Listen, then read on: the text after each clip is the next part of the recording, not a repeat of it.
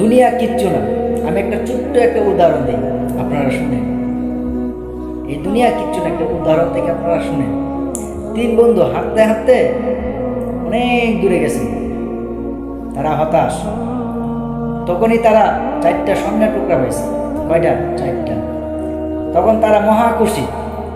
সেই খুশিতে তারা আত্মাহারা হইয়া একজন বলতেছে, দোস্ত চলো আমরা কিছু নাস্তা করি, আমার তো অনেক ক্ষুধা লাগছে, তো আমরা হালকা নাস্তা করি। তখন একজন বলতেছে যে তোমরা বসো দুজন, আমি যে নাস্তাটা নিয়ে আসি। তখন একজনে বাজারে গেছে নাস্তা আনতে।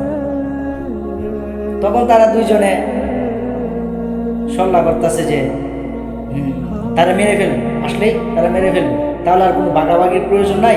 তখন তারা দুইজনে দুইটা করে নিয়ে চারটে ভাগ করে ফেলবে, এখানে আর ভাগাভাগি করার প্রয়োজন নেই। সেই ফাঁকে যে বাজারে গেছে সে চিন্তা করতেছে যে আমি একাই নিয়ে নিব সব। সে কিভাবে নিবে?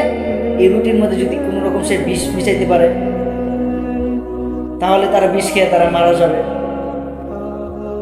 চিন্তা করবে, যেই কথা সেই কাজ, সেইটাই করে ফেলবে। যে রুটির মধ্যে বিষ মিশায় সে আসছে। আসার পরে আসতেই তারে দুজনে দূর মার, কিল লাতি ঘুষি যেমনি পারে এমনি মেরে ফেলছে। মেরে তারা ক্লান্ত হয়ে গেছে। ক্লান্ত হইয়া এই রুটি ফেলা হয়েছে। খায়া তারা দুজন মারা গেল। স্বর্ণ টুকরা সেই সেই যেভাবে আছে সেভাবেই পড়ে রয়েছে, কেউ পাইল না। দুনিয়া এটা কিচ্ছু না, একটা দোকান। দুনিয়া একটা দোকান। সময় থাকতে সময়ের কদর দিন।